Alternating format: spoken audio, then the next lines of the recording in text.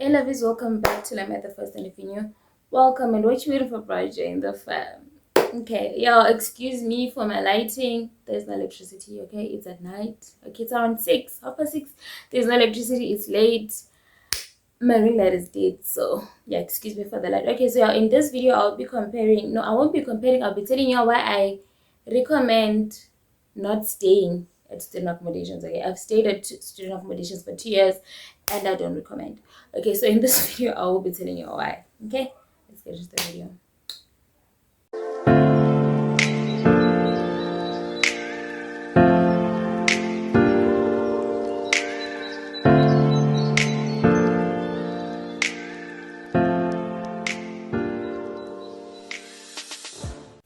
Okay, y'all, so I don't know if I will post that video before this one or after this one, but I know there is this video that I did last year when I was recommending NSFAS accredited student accommodations, and I recommended Work and Art. I don't recommend that place no more. I'm gonna do another video where I debunk all the places that I talked about, but yes, I don't recommend Work and Art or any urban circle accommodation, but like I'm gonna talk about Work and Art because I've been there.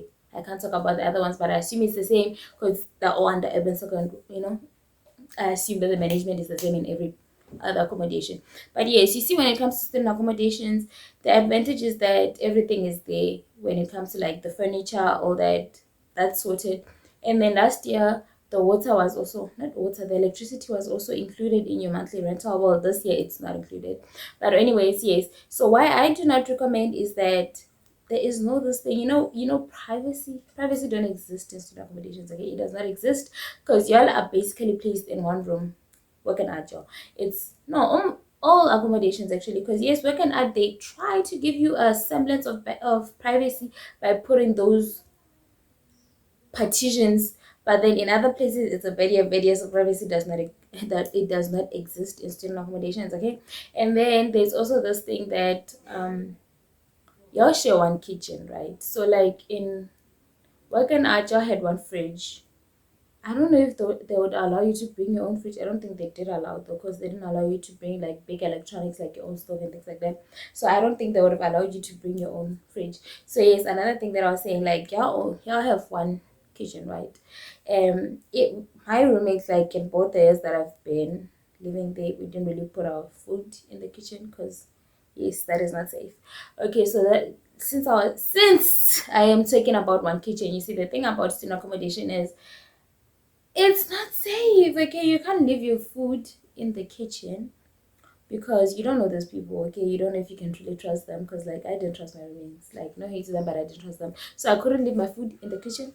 My food had to be in the room, in the box I sleep in, and that is not healthy. It's not sanitary to keep your food where you sleep, because cockroaches. We're gonna had a huge problem of cockroaches, so yes, that it's not safe to keep your food there. And then another thing, we use the same fridge, right? You put your food in the fridge, that 4 other people, well technically 6 7, because these people lived with their boyfriends. So watch my other video, my one for roommate horror stories. Do watch that. And no, I don't like living there. So yes, you live in, you put y'all all put your food in one fridge.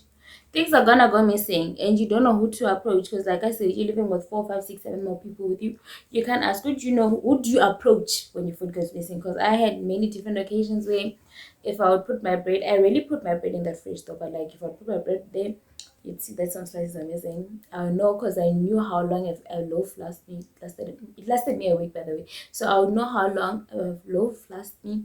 So some slices would go missing. I never said a thing. Meat would go missing as well, like Vienna's, beef, y'all.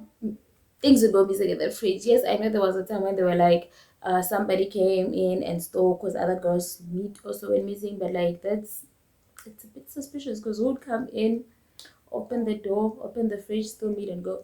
It could be possible because this time this another girl's 2 kg of chicken went missing, but for me it was a slice. Those beef pieces, slices, whatever they're called, it went missing.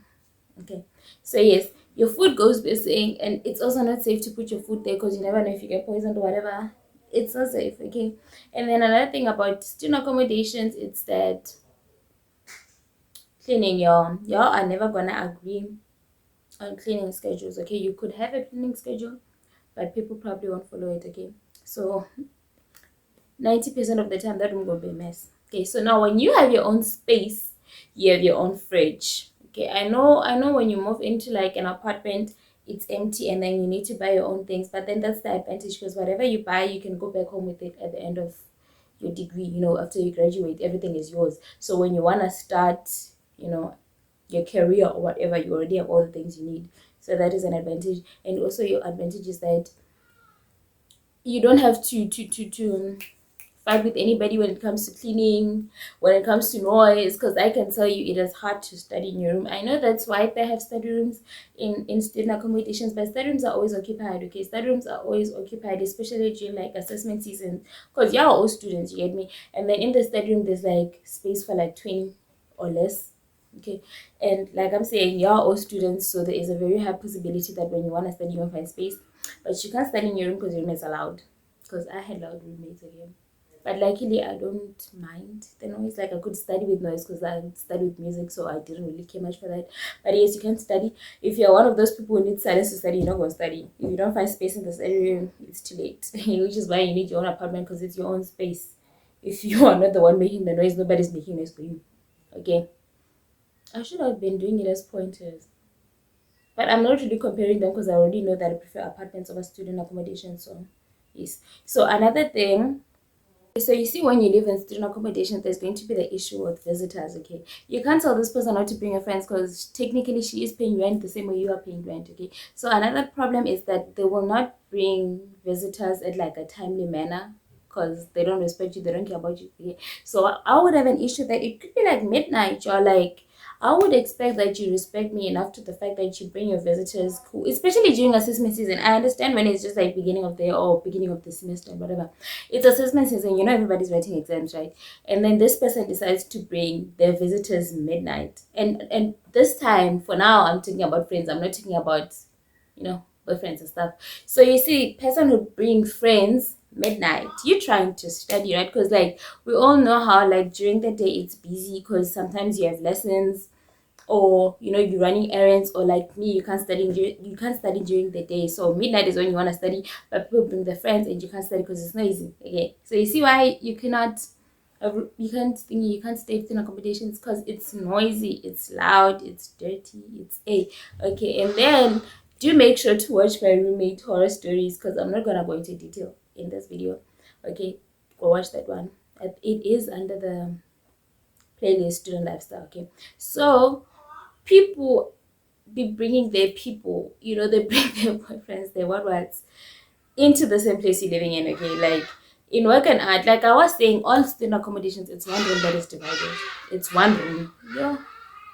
Hey, it's one room, and then everybody, it's just it's divided by these boards, cardboards, they could paper, because like you hear everything, you get me. So yes, it's one room, and then they bring their boyfriends. When I hear, it's bad, because they don't do inspections. Okay, if you think that since they wrote that it's girls only, guys only, like they don't mix, they don't do inspections, they don't come and check if people if people of the opposite gender live in your room, they don't come check. Because for me, last year, not the whole, but like the majority of last year, people lived with their boyfriends in that unit. Like when I moved to that unit, because I was paying more than the other units, because it was a 5 sharing. The previous year I was in a 7, but this one I was paying more. Like I was paying about 500 and more for it to be a 5 sharing.